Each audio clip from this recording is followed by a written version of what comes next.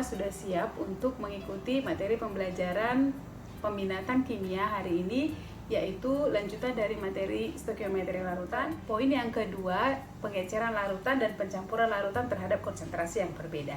Nah, hari ini saya mau pakai ilustrasi dari kedua produk ini. Mungkin muncul pertanyaan di benakmu, mengapa cara pakai atau konsumsi terhadap dua produk ini berbeda?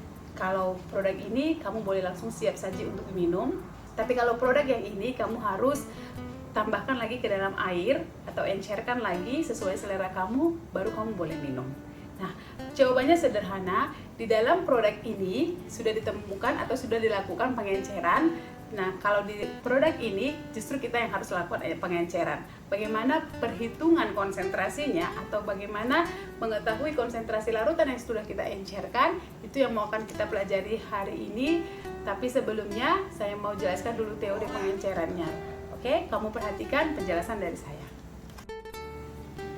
Nah, minggu lalu kita sudah belajar di stoikiometri larutan atau perhitungan zat terlarut dalam zat pelarut. Tapi minggu lalu masih saya pending atau saya batasi sampai molaritas larutan. Hari ini kita mau belajar tentang pengenceran larutan dan pencampuran larutan. Pengenceran larutan artinya mengubah molaritas larutan dari molaritas besar menjadi molaritas kecil dengan cara penambahan air. Jadi, kata kunci dari pengenceran adalah penambahan air. Kalau perhitungan molaritas sebelumnya kita gunakan rumus molaritas sama dengan mol per volume atau per liter air. Nah, sekarang rumus umum untuk pengenceran adalah V1 M1 sama dengan V2 dikali dengan M2, di mana V1 adalah volume larutan sebelum pengenceran, M1 adalah molaritas larutan sebelum pengenceran, V2 adalah volume larutan setelah pengenceran, sedangkan M2 adalah molaritas larutan setelah pengenceran. Kemudian dikatakan V2 itu adalah volume 1 atau volume sebelum pengenceran ditambah dengan air. Jadi V2 itu adalah volume total setelah penambahan air. Sekarang kita mau buat demonstrasi sederhana terhadap pengenceran larutan. Jadi produk ini adalah larutan, di dalamnya adalah pelarutan. Kemudian dia buat di sini berat bersih adalah 40 gram. Kita anggap rho sama dengan 1, jadi sama dengan 40 ml untuk volumenya 1 ini. Oke, untuk volume 1 ini 40 ml. Nah, kita anggap konsentrasinya adalah 10 molar. Jadi ini 10 molar untuk 40 mili dan ini 10 molar untuk 40 mili. Lalu kita adakan pengenceran dengan volume yang berbeda. Nah, dari kemasan tadi saya sudah pindahkan ke dalam gelas A dan gelas B dengan catatan tadi bahwasanya volumenya adalah 40 ml dan molaritasnya 10 molar, sama ya larutan A dengan B. Sekarang kita mau encerkan dengan volume yang berbeda, yaitu saya tambahkan di sini 60 ml air larutan A, sedangkan larutan B 110 ml air. Oke, kemudian saya aduk sampai homogen di kedua larutan.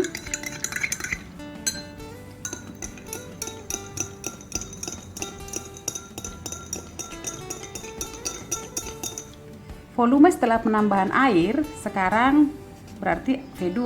V2 menjadi 40 ml tambah air 60 ml. Ini sama dengan 100 ml untuk V2. Kalau di sini V2 adalah 40 ml tambah air 110 ml, maka V2 sama dengan 150 ml. Sekarang kita hitung konsentrasi dari kedua larutan yang kita buat. Ya, volumenya sudah berbeda ya. Oke, kita hitung untuk larutan yang A. Diketahui volume 1 atau volume sebelum diencerkan tadi adalah 40 ml dengan molaritasnya adalah 10 molar. Oke. Nah, kemudian V2 setelah penambahan air 60 ml, volume total menjadi 100 ml. Yang ditanya adalah molaritas yang baru atau molaritas setelah pengenceran. Nah, rumusnya V1 kali M1 itu sama dengan V2 kali M2. Kemudian kita masukkan angka-angkanya. 40 dikali 10 ini sama dengan 100 dikali M2, karena M2 belum diketahui. Nah, satuan mililiter di sini boleh ya, asalkan mililiter kiri, mililiter kanan. Jadi tidak harus ke liter. Nah, kemudian kita cari di sini, ini 400 sama dengan 100 kali M2. Maka M2 sama dengan 400 per 100. M2 itu sendiri adalah 4 molar.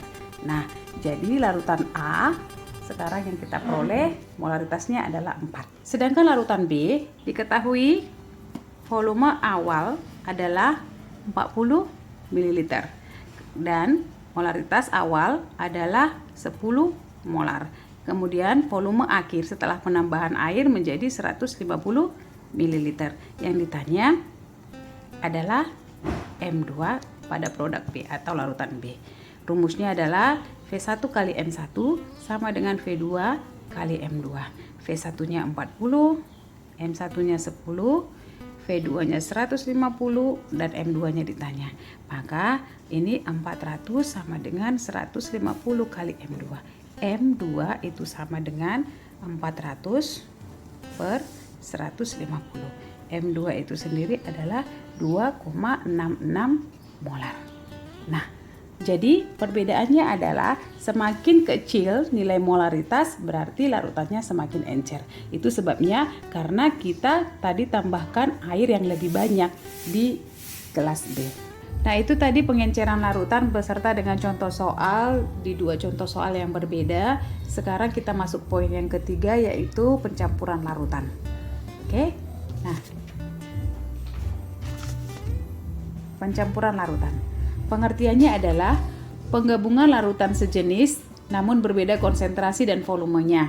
Ya, jadi kita mau campurkan nanti larutan dari yang larutan sejenis yang berbeda konsentrasi yang kita buat tadi.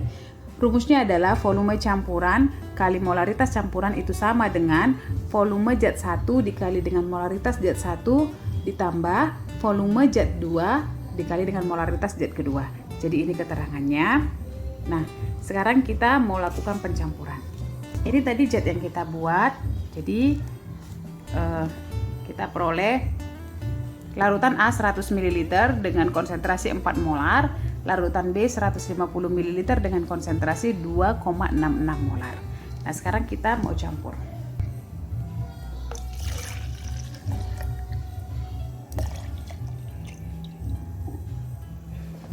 Sudah? Nah, ini larutan yang sudah kita campur dari konsentrasi yang berbeda dan volume yang berbeda. Yang pasti, volume total larutan kita saat ini adalah 250 ml. Oke? Nah, sekarang kita gunakan rumus pencampuran.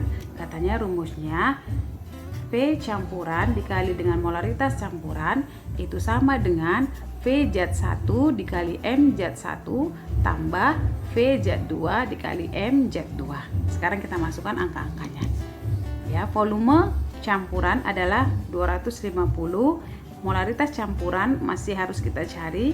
Volume zat 1 adalah 100 dengan M 4 ditambah V2 150 dan M2 2,66. Kemudian kita hitung ini M campuran itu sama dengan ini 100 kali 4 sama dengan 400 ditambah 150 kali 2,66 itu sama dengan 399 per 250. Maka M campuran yang kita peroleh adalah 3,196 molar. Ini adalah molaritasnya ini. Oke, saya harap dari demonstrasi yang saya lakukan tadi, kamu boleh semakin paham arti dari pengenceran, bagaimana mencari konsentrasi dari pengenceran, serta konsentrasi dari pencampuran. Ini adalah tugas kamu di rumah. Ada 3 soal, kamu boleh kerjakan dengan sebaik-baiknya. Untuk hal yang kamu tidak paham, kamu boleh hubungi saya. Nah, sampai di situ penjelasan dan demonstrasi sederhana dari saya. Harapan saya kalian sudah paham bagaimana menentukan konsentrasi larutan yang kalian buat sendiri, seumpama kalian tahu volume zat dan molaritas zat awalnya. Nah, sampai di sini harapan saya kalian boleh juga lakukan untuk percobaan sederhana di rumah kalian sendiri sehingga kalian semakin mahir dalam hal pengenceran dan pencampuran. Selanjutnya, harapan saya kalian tetap jaga kesehatan, waspada terhadap lingkungan dan berdoa supaya kondisi kita ke depannya semakin membaik lagi. Terima kasih, Tuhan Yesus memberkati. Berkatnya